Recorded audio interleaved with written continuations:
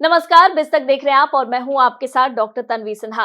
कहते हैं शेयर बाजार में अगर निवेश करते हैं तो आपको जोखिम का तो सामना करना ही पड़ेगा, लेकिन ऐसे में एक ऐसा ऑप्शन भी है जो आपको अच्छा रिटर्न दे सकता है और उसमें जोखिम भी काफी कम रहता है। जी हाँ, हम बात कर रहे हैं म्यूचुअल फंड की, जहां पर आपको कंपाउंडिंग का फायदा भी मिलता है और आपको रिटर्न भी बढ़िया मिलता है। और इसी के बारे में लगातार हम अपने फायदे के फंड सीरीज में आपको जानकारी देने की कोशिश करते हैं और आज हमारे साथ एक्सपर्ट भी जुड़े हैं जो आपको म्यूचुअल फंड के बारे में बताएंगे। आज हमारे साथ जुड़े हैं देवेंद्र सिंघल जी। आप कोटक महिंद्रा एएमसी के एग्जीक्यूटिव वीपी और फंड मैनेजर हैं इक्विटी के। बहुत बहुत स्वागत है देवेंद्र जी आपका हमारे शो पर। Thank you doctor Tanvi. Thank you so much.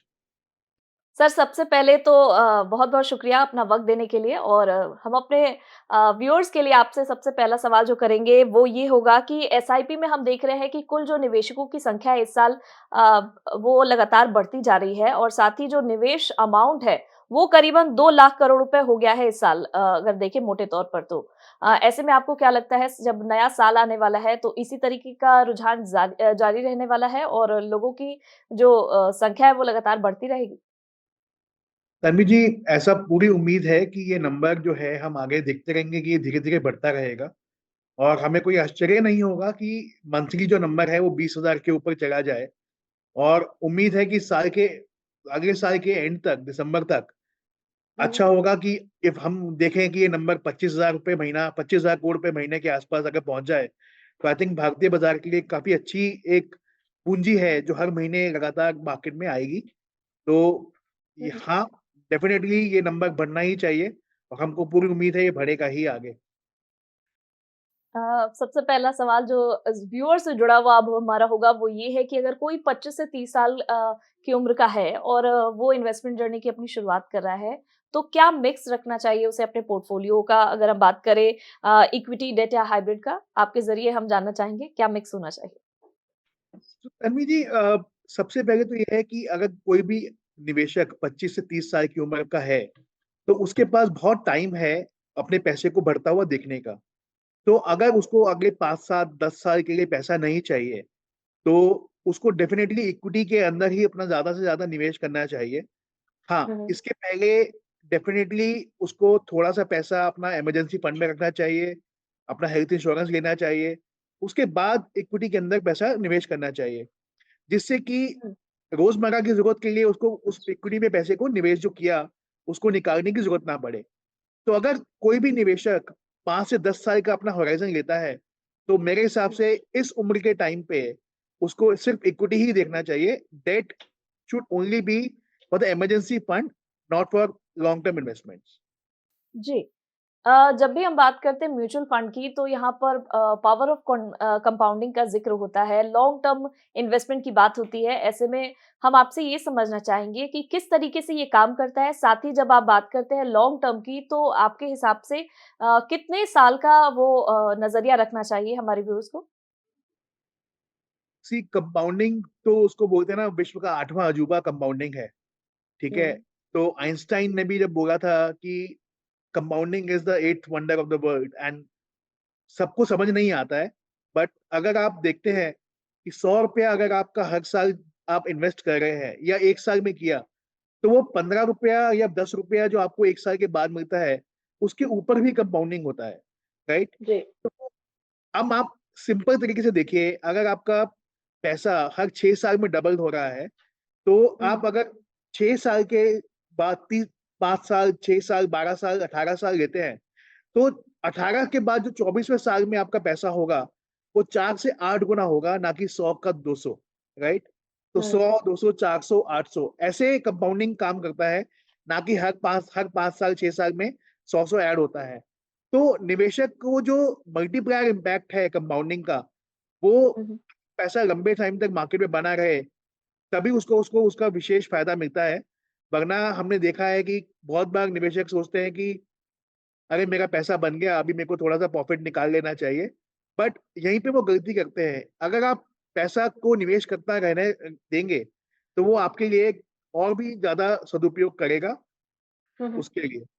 Now ji. Equity equity market में अगर हम लंबे टाइम की बात करते हैं तो हम बोलते हैं कि कम से कम 5 7 साल के लिए तो आपको पैसा डालना चाहिए।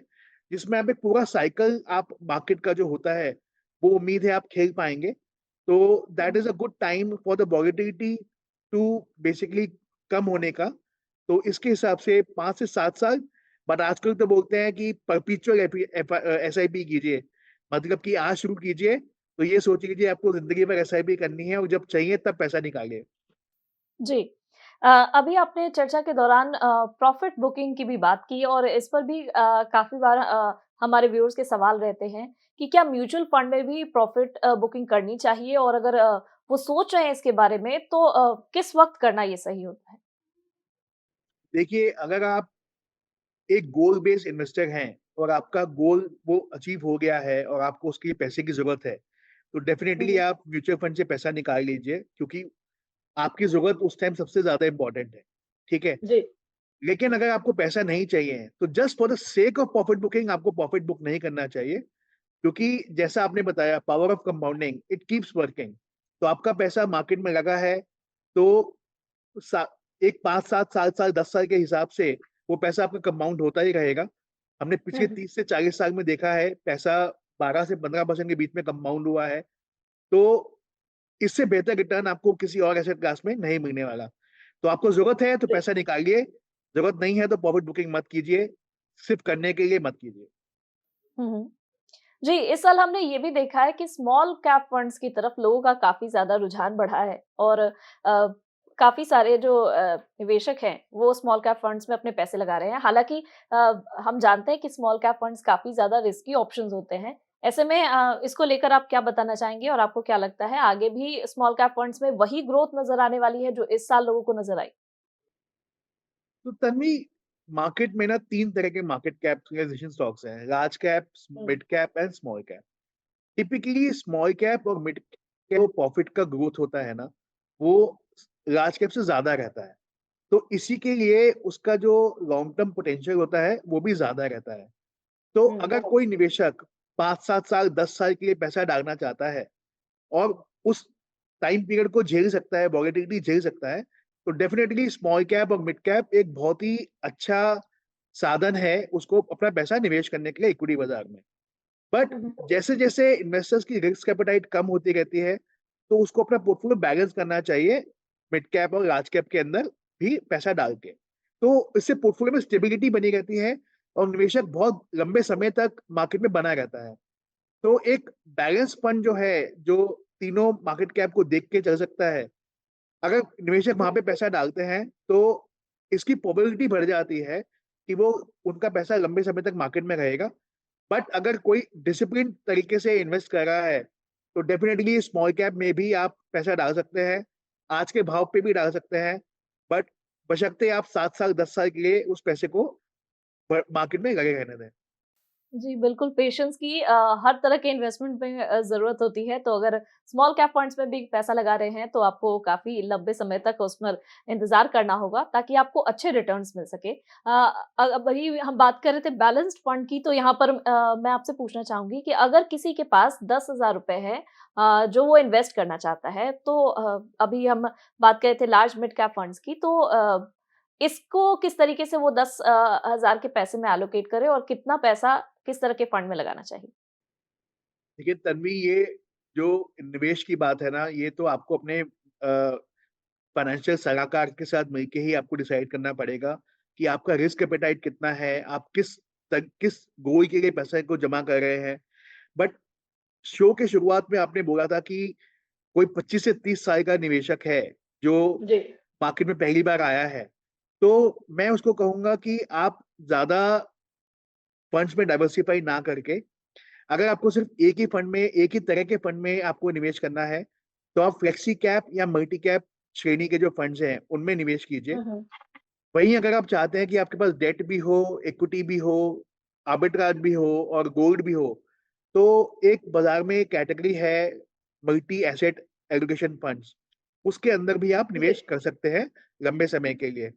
बट कितना आपको किस फंड में कितना डालना है, वो आपको प्रकार के साथ मिलके उसको देखना पड़ेगा। बट अगर आपको एक फंड डालना है, तो मल्टी कैप या flexi cap as a strategy, अगर आप सिर्फ इक्विटी फंड में डालना चाहते हैं, तो अगर आपको सारी कैप्स इकट्ठी चाहिए, So multi-asset बिल्कुल। allocation is a category which investors can look at.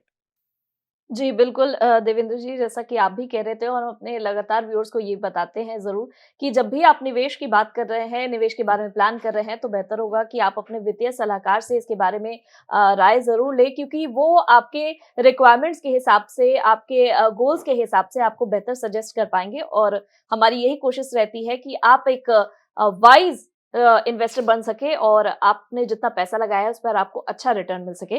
साथ ही आपने इस दौरान ये भी ज़िक्र किया कि बेहतर होगा कि एक फंड में ही वो पैसा लगाए अगर वो नए इन्वेस्टर हैं। और ये भी सवाल काफ़ी ज़्यादा हमारे जो व्यूअर्स रहते हैं वो पूछते हैं, क्या मतलब फंड्स में कैपिंग होनी चाहिए? कुछ खास मतलब 2-3 फंड्स में ही पैसा लगाना चाहिए? क्योंकि जब नए इन्वेस्टर आते हैं तो वो देखते हैं कि अलग-अलग कैटेगरीज़ के बहुत सारे फंड्स हैं, तो वो सारे पैसे अपने 10,000 को ही छोटे-छोटे सेगमेंट्स में वो बाँटकर बहुत ज़्यादा में वो डाइवर्सिफ़ाई कर देते हैं। तो ऐसे में उनको उसे मैनेज करने में काफ़ी मुश्किल आती है। आपके हिसाब से 1 से 2 फंड ज़्यादा बेहतर होगा? देखिए ये तो बहुत ही एक सवाल वैसा है कि हर इन्वेस्टर के लिए एक अलग किस्म का पोर्टफोलियो उपयुक्त है। किसी को जी। 100 फंड चाहिए, किसी को 10 फंड चाहिए, किसी को 1 फंड भी चाहिए।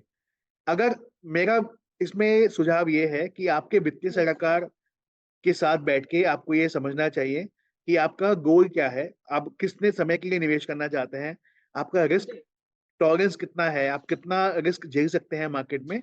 उसके हिसाब से आप अपना पोर्टफोलियो बनाइए।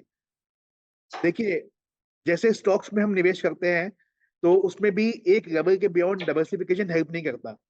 इसी हुँ, तरह से फंड्स के अंदर भी बियॉन्ड वन लेवल डाइवर्सिफिकेशन मदद नहीं करता। तो आपको ज़्यादा फंड की ज़रूरत नहीं है। एक फंड भी थोड़ा कम हो जाता है। उसमें आप कहते हैं एक फंड मैनेजर के साथ टाइड अप हो जाते हैं, उसकी एक शैली के साथ टाइड हो जाते हैं। बट अगर आप उसको डाइवर्सिफाई करना चाहते हैं, अपने रिस्क को मिटिगेट करना चाहते हैं, तो कुछ फंड्स आप ले सकते हैं। बट डेफ़िनेटली अपने वित्तीय सलाहकार की मदद के साथ ही लीजिए, वरना उसके बिना अगर आप जब मार्केट में निवेश करेंगे, तो आप निवेश तो कर पाएँगे बट जब मार्केट में उठापटक ज़्यादा होगी, तब आप घबरा जाएँगे और उस टाइम ऐसा हो सकता है कि आप कोई गलत निर्णय ले लें, जो आपके लॉन्ग टर्म वेल्थ के लिए हानिकारक हो सकता है। जी। लार्ज और मिड कैप फंड्स को लेकर 2024 पर आपका क्या रुख होगा? किस तरीके से आप सोच रहे हैं कि 2024 में ये दोनों फंड परफ़ॉर्म कर सकते हैं? तन्वी, आज हम देख रहे हैं पिछले 6 महीने से mid and small hmm, cap के अंदर एक अच्छा रैली आया है और हुँ, हुँ। वैल्यूएशंस थोड़े से ऊपर भी हुए हैं।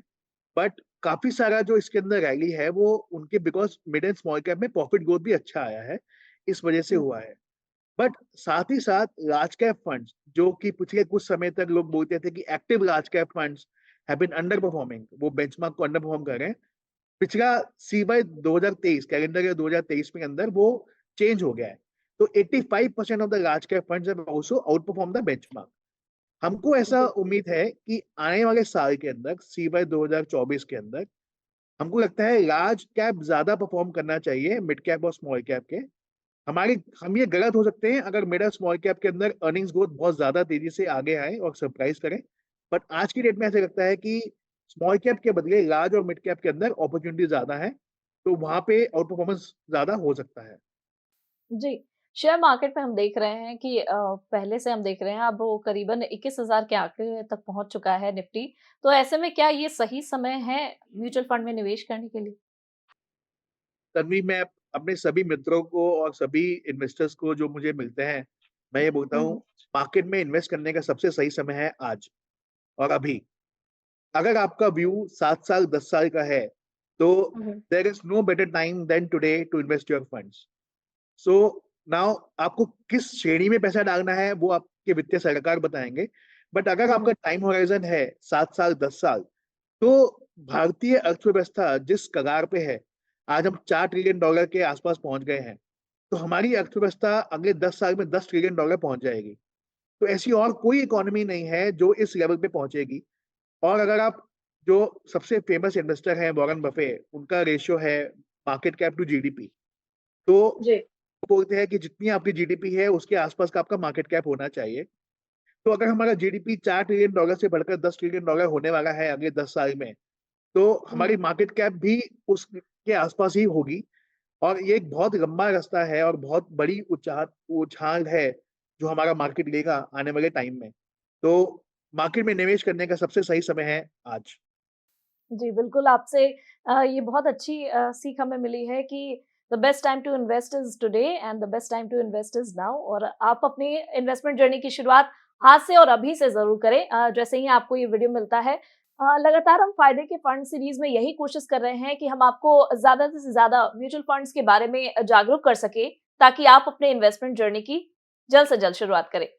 सर हम आपसे बात कर रहे थे तो इस दौरान एक सवाल और बनता है कि हम बात करें जब कोटक महिंद्रा एएमसी की, तो इस वक़्त सबसे ज़्यादा जो निवेशक हैं, वो किस कैटेगरी में इन्वेस्ट कर रहे हैं और क्या कारण है उसके पीछे? वो भी हम जानना चाहेंगे। तो अभी हम देखें तो लार्ज एंड मिड कैप के अंदर और मल्टी कैप के अंदर हमको ज़्यादा पैसा आ रहा है और हुँ, पिछले कुछ समय में मिड कैप और स्मॉल कैप में भी पैसा आ रहा था, बट उसमें थोड़ा-सा अभी निवेश कम हुआ है और मिड मल्टी कैप में और लार्ज एंड मिड कैप के अंदर हमको ज़्यादा पैसा आ रहा है। हमारा भी हुँ, व्यू यही है कि आज की डेट में जैसे हम बताएँ तो हमको लार्ज और मिड कैप के अंदर अपॉर्च्युनिटी ज़्यादा दिखती हैं, मिड कैप और स्मॉल कैप के बदौलत। तो इसकी वजह से भी ये आई थिंक एक सही रुझान भी है हमारे हिसाब से अगले साल के को मद्देनज़र रखते हुए। तो हमको लगता है कि आज अगर निवेशक मल्टी कैप में या लार्ज एंड मिड कैप में पैसा डाल रहे हैं, तो एक ये उपयुक्त स्ट्रैटेजी है बिकॉज़ थोड़ा-सा ओवर वैल्यूएशन तो हुआ है स्मॉल एंड मिड कैप के अंदर। तो इससे आप अपना थोड़ा-सा मार्केट का रिस्क कम करते हुए लार्ज कैप की तरफ अगर मूव करते हैं, तो आई थिंक ये इट्स अ राइट स्ट्रैटेजी। जी, मल्टी कैप और फ्लेक्सी कैप इन दोनों में आप किसको बेहतर मानेंगे? देखिए, बहुत ही डिफ़िकल्ट सवाल है। फ्लेक्सी कैप एक्चुअल में एक बहुत ही बढ़िया फंड है, जो कि हुँ, मार्केट के अनुसार और फंड मैनेजर के व्यू के अनुसार large cap, mid cap, small cap में कहीं भी जा सकते हैं, ठीक है? हुँ, हुँ, बट इसके अंदर आपको एक राइट फंड मैनेजर भी चाहिए और एक फंड का जो स्ट्रैटेजी है, वो भी क्लियर होना चाहिए कि फंड वो वाक़ई उस मार्केट कैप में नीचे जाएगा, अगर मान लीजिए अपॉर्च्युनिटी स्मॉल कैप में आती है, मिड कैप में आती है, तो कितना एसेट उस फंड का मूव कर सकता है नीचे मार्केट कैप के अंदर। हुँ, हुँ, अगर आप ये कॉल नहीं लेना चाहते और आप चाहते हैं कि एक रूल बेस्ड एसेट एलोकेशन हो, कि मेरे को दिमाग नहीं लगाना पड़े और एक प्रीसेट लेवल्स के हिसाब से मेरा पैसा मार्केट में लंबे समय के लिए जाता रहे, तो मल्टी कैप आपको वो अपॉर्च्युनिटी देते हैं। मल्टी कैप के अंदर आप कम से कम 25% हर समय लार्ज कैप, मिड कैप और स्मॉल कैप में रखते हैं। बाकी का 25% फंड मैनेजर के व्यू के हिसाब से चेंज होता है। तो जी। ये एक रूल बेस्ड एक पैरामीटर सेट हो जाता है जिसके बियॉन्ड आप नहीं जा सकते। तो डेफिनिटली अगर आपको एक फ्लेक्सी कैप फंड में आप कहते हैं वो कॉल नहीं लेना चाहते, so the next best alternative is multi cap fund. जी। लगातार जब भी हम म्यूचुअल फंड की बात करते हैं, तो फंड मैनेजर, फंड हाउस की चर्चा होती है और उनका चयन करना बहुत इम्पोर्टेंट होता है क्योंकि अगर आप सही फंड हाउस के साथ जुड़े हुए हैं, तो अब वो आपके लिए इन्वेस्टमेंट जो आपके म्यूचुअल फंड का जो एलोकेशन है, वो सही तरीके से कर पाएँगे अलग-अलग सेक्टर्स में। ऐसे में हम ये भी देख रहे हैं कि कई सारे फंड हाउसेज़ नए-नए आ रहे हैं, तो लोगों के मन में ये भी सवाल रहता है कि कैसे फंड हाउस वो चुने कैसे वो समझे कि इस फंड हाउस के ज़रिए वो अगर अपने पैसे लगाते हैं तो बेहतर उन्हें रिटर्न मिल पाएगा। कुछ इसको लेकर क्या कुछ पॉइंट्स में ऐसे आप बता सकते हैं जिसके ज़रिए वो फंड हाउस का चयन कर सकें? तन्वी, अगर आप सबसे बड़ी इन्वेस्टर क्लास को देखें which is institutional investor, right? जी। ये pension funds, endowments, sovereign funds ये सब हैं। जब ये अपने फंड का चयन करते हैं, तो एक हुँ, बहुत हुँ। ही लंबी प्रक्रिया है जिसको वो ड्यू डिलिजेंस बोलते हैं और इसके अंदर फंड हाउस का ट्रैक रिकॉर्ड, फंड मैनेजर का ट्रैक रिकॉर्ड, उनके बैक ऑफिस के ऑपरेशंस कैसे हैं, उनकी टीम कैसी है, फंड मैनेजर का कितना एक्सपीरियंस है, कितना उनका रिस्क रिटर्न है, क्या रिस्क पैरामीटर्स के अंदर वो काम करते हैं, ऐसी बहुत सारी चीज़ें वो देखते हैं। अनफॉर्चुनेटली रिटेल इन्वेस्टर जो है वो पिछले 12 महीने, 24 महीने या 36 महीने का रिटर्न देखता है और उसके हिसाब से पैसा को निवेश करता है। तो हमारे जी। हिसाब से आपको अपना पैसा लगाने के पहले ये सब चीज़ें देखनी चाहिए कि उस फंड का क्या ट्रैक रिकॉर्ड है, क्या उसकी स्ट्रैटेजी है, क्या उस फंड मैनेजर का ट्रैक रिकॉर्ड है, क्या वो करना चाहते हैं, सिस्टम प्रोसेसेस कैसे हैं। तो इसीलिए एक वित्तीय सलाहकार का होना बहुत उपयोगी हो जाता है और बहुत ही अनिवार्य हो जाता है ऐसे माहौल में। हाँ, अगर आप ईटीएफ के अंदर पैसा डालना चाहते हैं, तो हुँ, उसके अंदर फ़र्क नहीं पड़ता कि फंड मैनेजर का ट्रैक रिकॉर्ड कैसा है। वहाँ पे आप ट्रैकिंग अगर देखिए कि कितना डेविएशन कम से कम हो सकता है और कॉस्ट देखिए कितना मुझे सस्ता मिल रहा है ईटीएफ। अगर आप ईटीएफ में निवेश करना चाहते हैं, तो नए फंड में ज़रूर जाइए। अगर आप एक्टिव फंड में निवेश करना चाहते हैं, तो आपको फंड मैनेजर का और फंड हाउस का ट्रैक रिकॉर्ड देखना थोड़ा-सा महत्वपूर्ण हो जाता है हमारे हिसाब से। जी। देवेंद्र जी, थीमैटिक फंड्स के बारे में हम आपके ज़रिए थोड़ा-सा समझना चाहेंगे क्योंकि हमारे शो का ऐसा फॉर्मेट है कि हम कोशिश करते हैं कि पहले एक खास कैटेगरी के फंड के बारे में हम अपने व्यूअर्स को जानकारी दें और जब हम एक्सपर्ट से बात करते हैं, तो हम उसके बारे में और बेहतर तरीके से उनसे समझने की कोशिश करते हैं। ऐसे में थीमैटिक फंड्स पर आपका हम स्टेक लेना चाहेंगे। क्या मतलब है और किस तरीके से उसमें कोटक महिंद्रा एएमसी की बात करें, तो वो इन्वेस्ट कर रहा है? देखिए थीमैटिक फंड का मतलब है आप एक किसी थीम को पकड़ते हैं और उसके इर्द-गिर्द आप अपना पोर्टफोलियो बनाते हैं। तो ये थीम हो सकती है सेक्टोरल फंड जैसे हैं, आईटी टेक्नोलॉजी फंड हो गया, फार्मा फंड हो गया, कंजम्पशन फंड हो गया, बैंकिंग फंड हो गया या इंफ्रास्ट्रक्चर फंड हो गया। ऐसी बहुत सारी थीम्स आती हैं। ESG as a category is also a thematic fund. तो इसके अंदर आप बहुत सारे अलग-अलग तरीके से आप अपना थीम बना के निवेश करते हैं। तो जी। हालाँकि ये भी डाइवर्सिफाइड फंड होते हैं बट इनका सेक्टोरल एक्सपोज़र बहुत ज़्यादा रहता है किसी एक सेक्टर विशेष के अंदर। तो डेफ़िनेटली इनकी जो रिस्क प्रोफाइलिंग है वो बढ़ जाती है वर्सेस अ डाइवर्सिफाइड फंड। तो एक नॉर्मल इन्वेस्टर को मेरे हिसाब से थीमैटिक फंड बिना सलाह के नहीं लेना चाहिए और लेना भी है तो ये जैसे फ्लेवर होता है ना आइसक्रीम के अंदर या थाली के अंदर अलग-अलग तरह के हम व्यंजन देखते हैं। तो thematic fund should add as a flavour to your overall portfolio. It can not be a core portfolio. This is an our view. जी। अगर हम बात करें मैन्युफैक्चरिंग थीमैटिक पोर्टफोलियो की, तो वैसे में कोटक महिंद्रा का अगर कोई उसमें थीमैटिक फंड है, तो आप किस पर ज़्यादा फ़ोकस कर रहे हैं? किन कंपनियों पर फ़ोकस कर रहे हैं? देखिए, हमारा मैन्युफैक्चरिंग फंड है और वो बहुत ही हुँ, हमने पिछले साल इसको लॉन्च किया था। काफ़ी अच्छा उसका अभी तक परिणाम रहे हैं और हमको उम्मीद है कि जैसे-जैसे इंडियन इकोनॉमी बढ़ती रहेगी, मैन्युफैक्चरिंग के ऊपर फ़ोकस आ रहा है, पीएलआई के थ्रू हम देख रहे हैं, चाइना प्लस वन की स्ट्रैटेजी भी काम कर रही है। हुँ, सरकार का एक्सपोर्ट बढ़ाने पे भी फ़ोकस है और डोमेस्टिक के अंदर भी हम देख रहे हैं कि कहते हैं मैन्युफैक्चरिंग वापस ज़ोर पकड़ रहा है। तो इन सब चीज़ों को लेके मैन्युफैक्चरिंग पे हमारा जो रुझान है, व्यू जो है वो पॉज़िटिव ही है। हमको लगता है कि आने वाले 5-7 साल में ये थीम अच्छा करेगी अ, वैसा।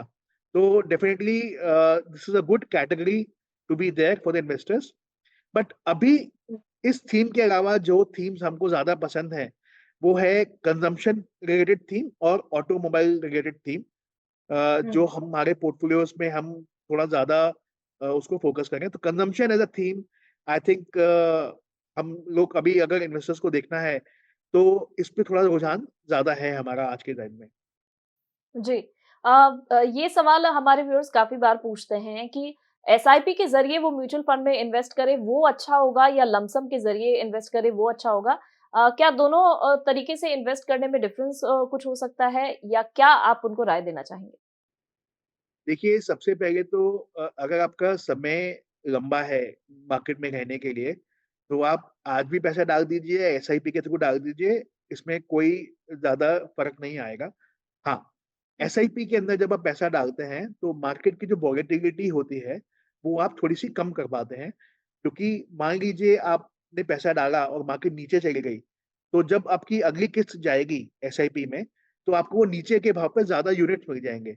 ऊपर के भाव पे जब जाएगा तो आपको थोड़ा-सा कम पैसा आपका यूनिट्स मिलेंगे, तो वो एवरेजिंग होता हुँ, रहता है। तो एक डिसिप्लिन इन्वेस्टिंग तरीके से अगर आप इन्वेस्ट करना चाहते हैं, तो एसआईपी से बढ़िया कोई और चीज़ नहीं है।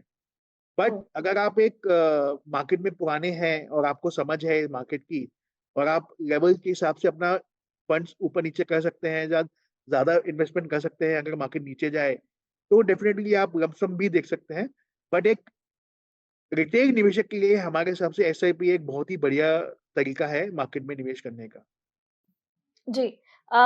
नए साल की शुरुआत होने वाली है, ऐसे में जो वैसे लोग हैं, जिन्होंने अभी तक अपने इन्वेस्टमेंट जर्नी की शुरुआत नहीं की है, उनको आप क्या रिकमेंडेशन देना चाहेंगे? क्या बताना चाहेंगे? किस तरीके से वो अपने निवेश की जर्नी की शुरुआत करें? मैं तो ये कहूँगा कि जिस भी निवेशक ने अभी तक पैसा नहीं डाला है मार्केट में, पहली जनवरी को एक एसआईपी अकाउंट शुरू कर ले और हर महीने जी, उसमें से पैसा डालता रहे।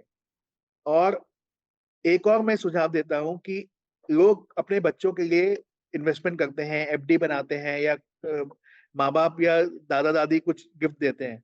तो आज से आप अगर बच्चे को कुछ भी गिफ्ट देना चाहते हैं, तो उसको म्यूचुअल फंड्स की यूनिट खरीद के दे दीजिए और उसके अकाउंट में दे दीजिए और देखिए आगे वाले 15 साल, 20 साल में वो कैसे गुल खिलाते हैं। जी। कोई आप टॉप फंड्स के बारे में बताना चाहेंगे जो कोटक महिंद्रा एएमसी को लेकर है, जो नए साल में आपको लगता है कि ज़्यादा ग्रोथ करेगा? कुछ 1-2 फंड्स के बारे में जो आप सजेस्ट कर सकें हमारे व्यूअर्स को? तन्वी अगर मैं ऐसा कहूँगा तो आप लोग बोलेंगे कि मैं अपने फंड्स प्रमोट कर रहा हूँ। बट कोटक के अंदर हमको लगता है कि अगर आपको एक कैटेगरी चाहिए, निवेशकों को सिर्फ़ एक फंड चाहिए या एक कैटेगरी चाहिए इक्विटी में पैसा बिल्कुल। डालने के लिए, तो जैसा मैंने पहले भी कहा, multi cap is a good strategy जहाँ पे आपका पैसा large cap, mid cap, small cap तीनों मार्केट कैप के अंदर जाता है।